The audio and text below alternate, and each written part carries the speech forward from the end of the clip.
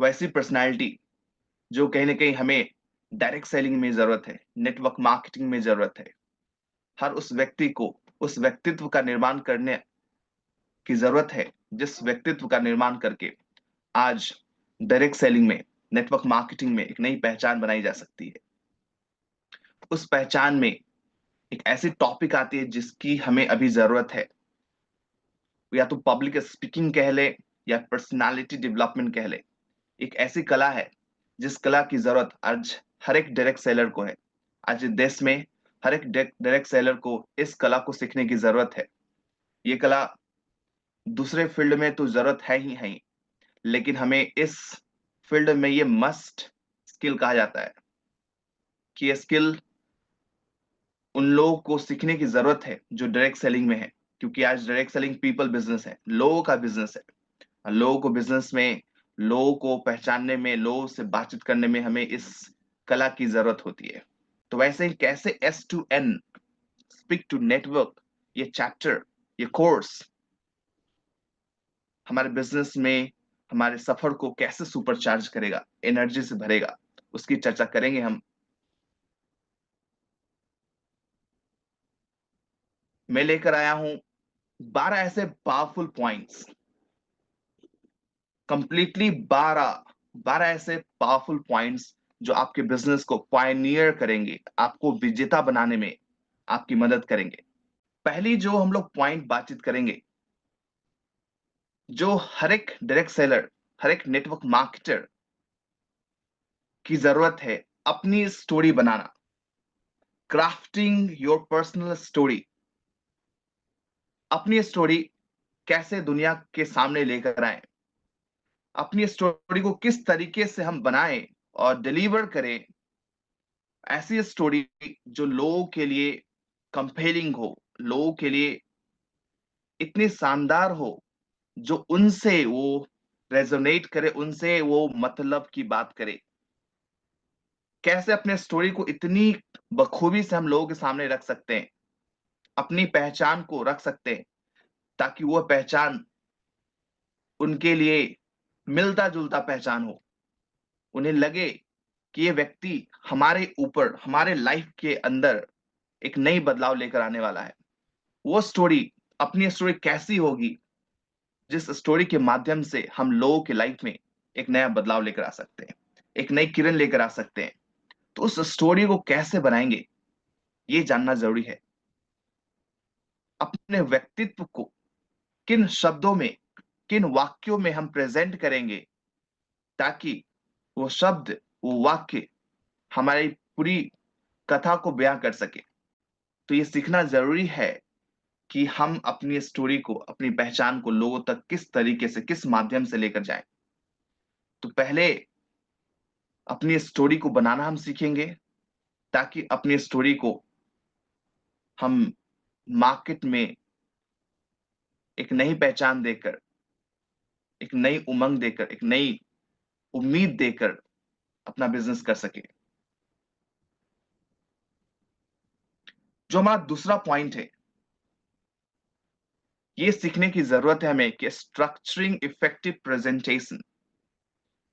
जब भी हम प्रेजेंटेशन देते हैं, कहीं ना कहीं हम एवरी डे एक नई प्रेजेंटेशन देते हैं।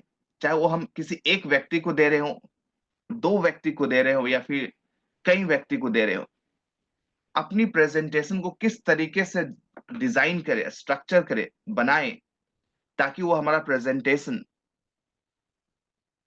हमारी स्टोरी को आगे पहुंचाने का काम कर सके। हमारी स्टोरी को एक स्ट्रक्चर्ड मैनर में, एक नई पहचान के माध्यम से लोगों तक एक मैक्सिमम इम्पैक्ट, प्रभाव लेकर आ सके। वैसा प्रेजेंटेशन जो हमारी बातों को अच्छी तरीके से लोगों के सामने प्रेजेंट करे। किस तरीके से हम अपने प्रेजेंटेशन को दिखाएं, ताकि वो प्रेजेंटेशन कहीं ना कहीं लोगों के लिए इजी हो, कनेक्ट करने वाला हो, समझाने वाला हो, ताकि लोगों के लाइफ में एक नया प्रभाव लेकर आ सके। वो प्रेजेंटेशन इतना इजी होना चाहिए, इतना सुलझा हुआ होना चाहिए, कि लोग उस प्रेजेंटेशन के माध्यम से हमारी एक एक बात को समझ सके, हमारी एक एक पॉइंट को इस तरीके से समझ सके जो हम उन्हें समझाना चाह रहे हो। तो स्ट्रक्चर करना हमें सीखने की जरूरत है। तीसरी पॉइंट जो हमें इस बिजनेस में सीखने की जरूरत है वो है आर्ट ऑफ आस्किंग क्वेश्चंस। सवाल पूछना एक आर्ट है कि हम यूं ही कोई भी सवाल नहीं पूछ सकते हैं किसी व्यक्ति से।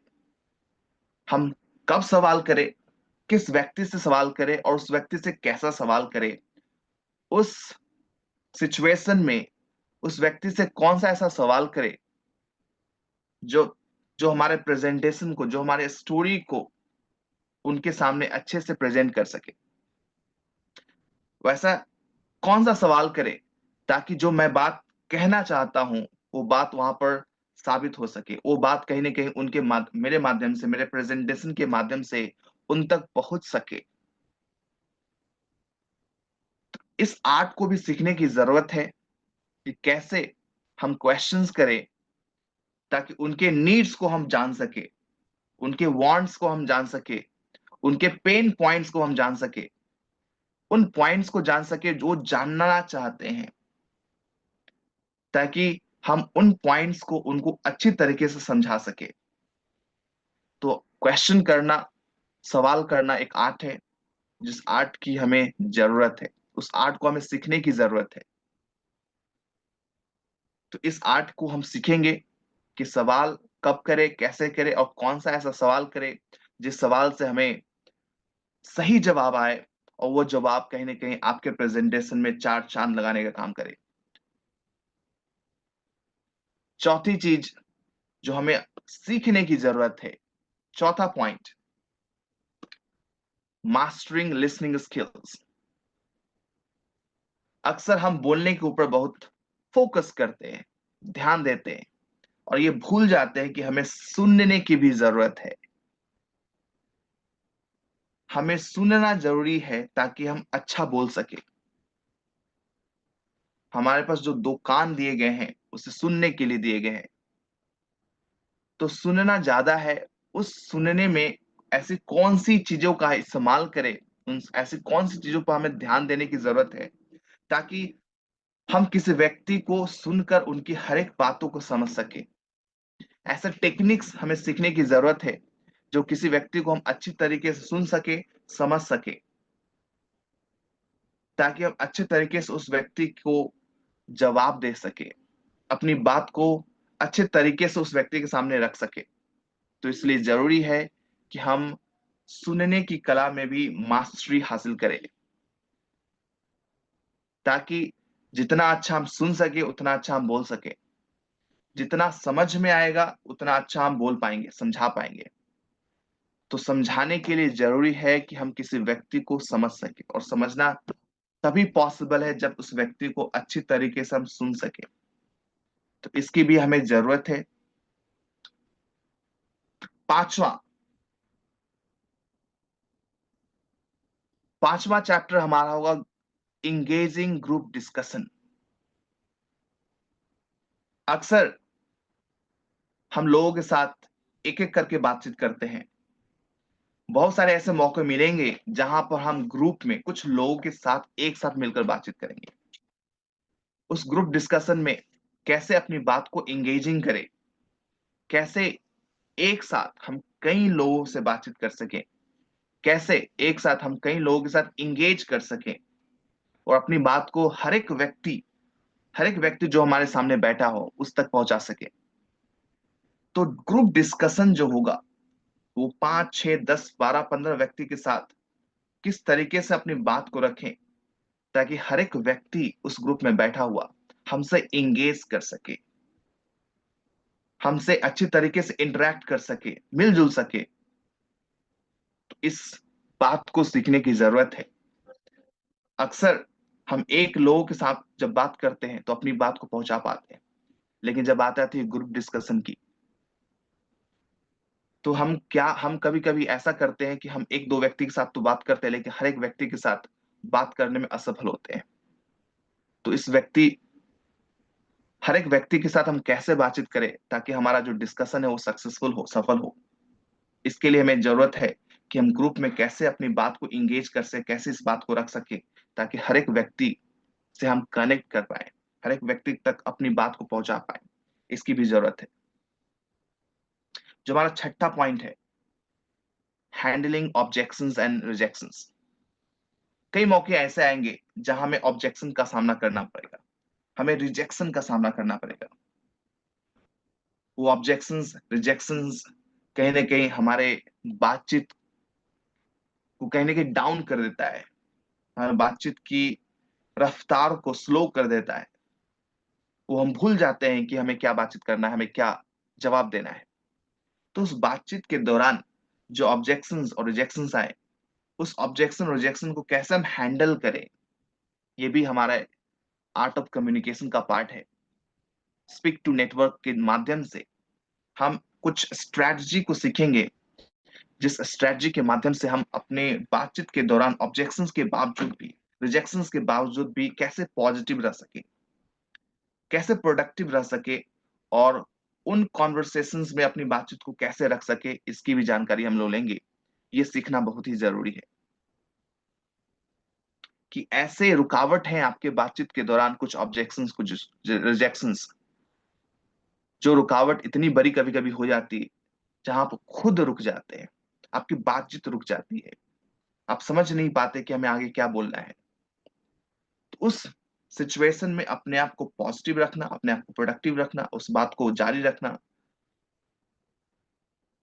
ये तभी पॉसिबल है जब हम समझ सके कि उन सिचुएशंस में कैसे अपने आप को पॉजिटिव रख के अपनी बात को कैसे किस तरीके से रख सके ताकि हमारी बात जारी रखे। तो इससे इस बात को सीखने की जरूरत है, तो ये भी हम सीखेंगे। सातवां हमारा इंपॉर्टेंट पॉइंट है, building confidence for public speaking. कहीं ना कहीं एक ऐसा पड़ाव आएगा, एक ऐसा मुकाम आएगा, एक ऐसा स्टेप आएगा जहां हमें पब्लिक से बातचीत करनी होगी, जो कहने के ग्रुप से ऊपर होगी, जहां आपके सामने 100 लोग, 200 लोग, 500 लोग, 1000 लोग, 10,000 लोग बैठे होंगे। तब उस अपनी बातचीत को पब्लिक के सामने कैसे रख सके, स्टेज को कैसे हैंडल कर सके,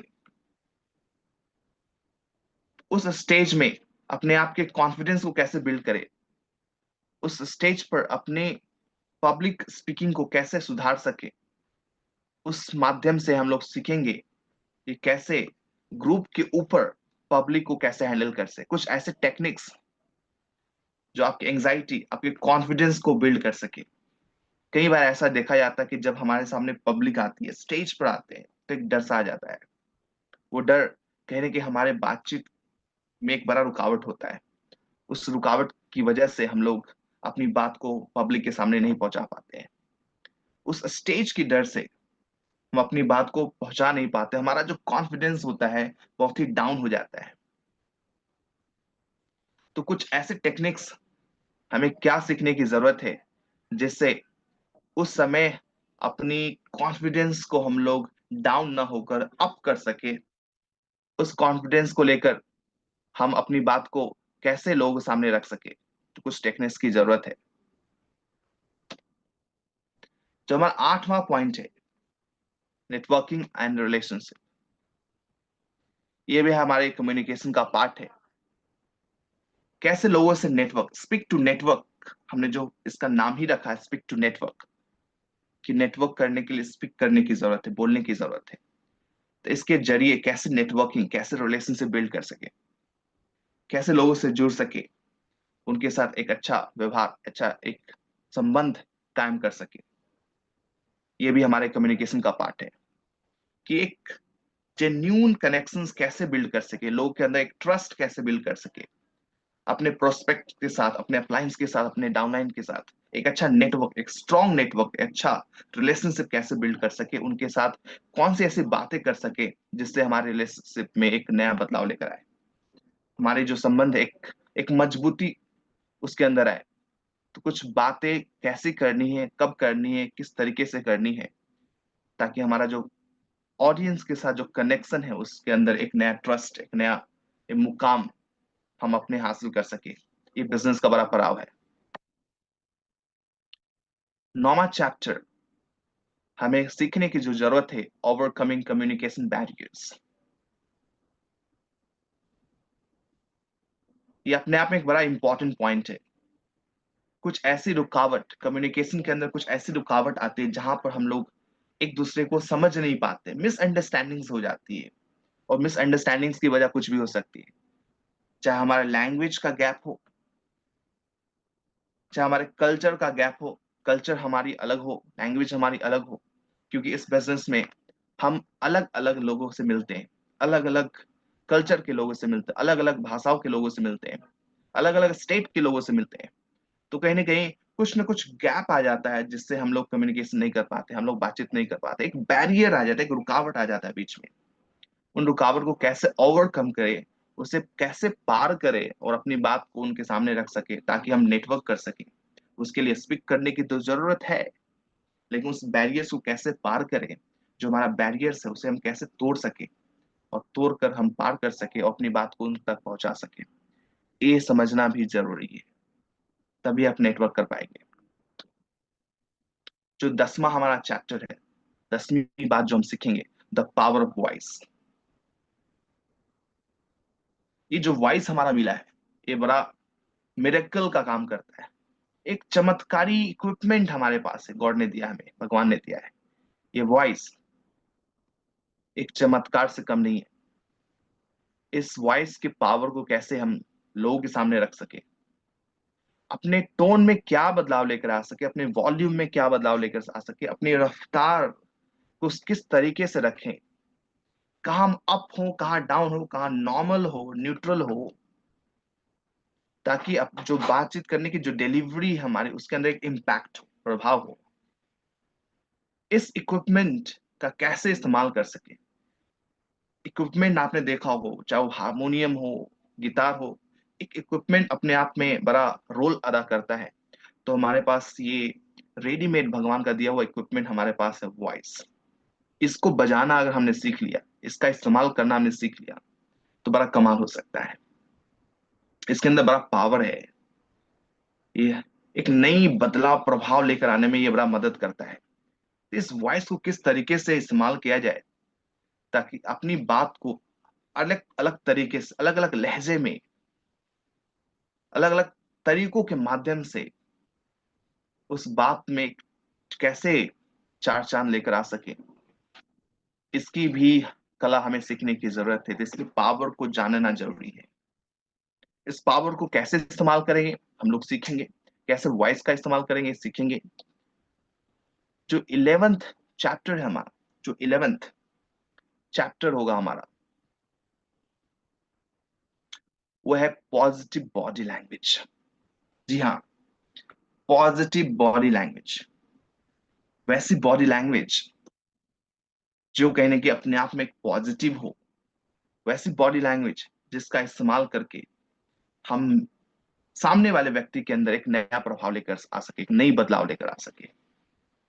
कि हमारी बॉडी कैसे बोलती है, हम अपनी बॉडी को भी किस तरीके से बोलने के काम में लगा सके ताकि एक पॉजिटिव इंप्रेशन हम छोड़ सके। कैसे अपने आई का इस्तेमाल करें, कैसे अपने हाथों का इस्तेमाल करें, कैसे अपने बॉडी के कुछ पार्ट्स का इस्तेमाल कर सके ताकि उस बॉडी लैंग्वेज के माध्यम से हम पॉजिटिव मैसेज लोगों के सामने रख सके, अपनी बातचीत को पॉजिटिव तरीके से रख सके। इसकी भी जानकारी हमें चाहिए, इसकी भी नॉलेज हमें चाहिए और इसको सीखना जरूरी है। जो 12वां चैप्टर में लेकर आऊंगा वो ये बताएगा बिकमिंग अ मेमोरेबल स्पीकर। कि एक स्पीकर जो कि मेमोरेबल हो, एक जिसे लोग याद करें, जिसे सुनने के बाद लोग याद करें, एक लास्टिंग इंप्रेशन कैसे छोड़ सकते हैं, एक इंस्पायरिंग एक्शन के साथ लोगों को कैसे छोड़ सकते हैं आप, ताकि आप लोगों के नजर में एक मेमोरेबल स्पीकर बन सके, जिसे लोग सुनना चाहें, बार बार सुनना चाहें, बार बार समझना चाहें। तो उन कुछ ऐसे पॉइंट्स जो आपको मेमोरेबल स्पीकर बना सकता है, इसकी जानकारी हम लोग लेंगे इन 12 चैप्टर्स के माध्यम से। ये 12 चैप्टर्स कहीं न कहीं स्पीक टू नेटवर्क के माध्यम से, आईएसपीएस के माध्यम से हम लोग सीखेंगे और इसके अंदर एक मास्टरी हासिल करेंगे, ताकि ये जो हमारा डायरेक्ट सेलिंग का सफर है, जो हमारा नेटवर्क मार्केटिंग का सफर है, वो एक सुपर चार्ज हो सके। उसका जो सफर है, एक सुपर चार्ज का ये काम करे, स्पीक टू नेटवर्क, और हमारा बिजनेस में 4 चांद लेकर आए। ये सारे चैप्टर अपने आप में एक मोती है, अपने आप में हर एक पॉइंट एक मोती है, जिस मोती को हमें सराहना है। हर एक पॉइंट अपने आप में एक इतना बड़ा काम करने वाला है, जो पॉइंट हमारे सफर में एक नई उम्मीद, एक नई पहचान हमें दिलाएगा। हमारी एक पर्सनालिटी को इस तरीके से लोग सामने बखूबी प्रेजेंट करेगा, ताकि हमारी बात ही हमारी पहचान हो, और हमारी पहचान इस बात से, इस बात पर निर्भर करेगा कि उस बात को हम किस तरीके से लोगों के सामने प्रेजेंट कर रहे हैं। आप सभी लोग ध्यान से सुनने के लिए आप सभी के लोगों का धन्यवाद।